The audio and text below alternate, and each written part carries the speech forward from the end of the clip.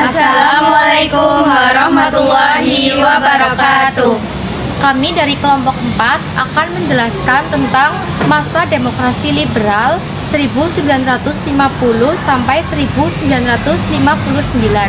Sebelumnya perkenalkan, nama saya Evi Nurliana Mukti, presensi 17.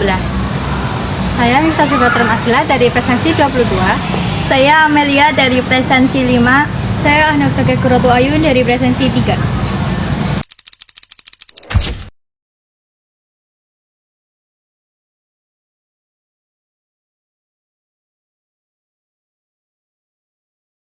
Halo semuanya, pada kesempatan kali ini kami akan membahas kondisi politik dan ekonomi di Indonesia pada masa demokrasi liberal, yaitu antara tahun 1950 sampai 1959. Pada masa ini, Indonesia baru saja merdeka dan sedang belajar menerapkan sistem politik demokrasi dengan berbagai partai.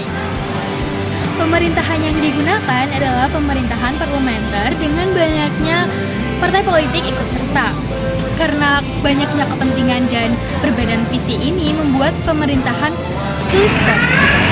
Pada masa demokrasi liberal, terjadi sering pemberontakan kabinet. Dalam waktu 9 tahun, terdapat lebih dari 7 kali pergantian kabinet. Setiap kabinet memiliki program yang berbeda-beda, sehingga pembangunan tidak berjalan maksimal. Selain itu, terjadi konflik di berbagai daerah seperti DI, TII, hingga pemberontakan PRRI dan Permesta.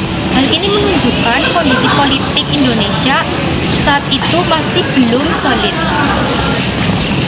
Secara ekonomi, Indonesia juga menghadapi tantangan besar. Negara masih bergantung pada ekspor hasil bumi seperti kopi dan karet. Sementara itu, inflasi tinggi terjadi karena pengelolaan yang kurang baik. Kesimpulannya, masa demokrasi liberal merupakan masa transisi yang penuh tantangan bagi Indonesia yang baru merdeka.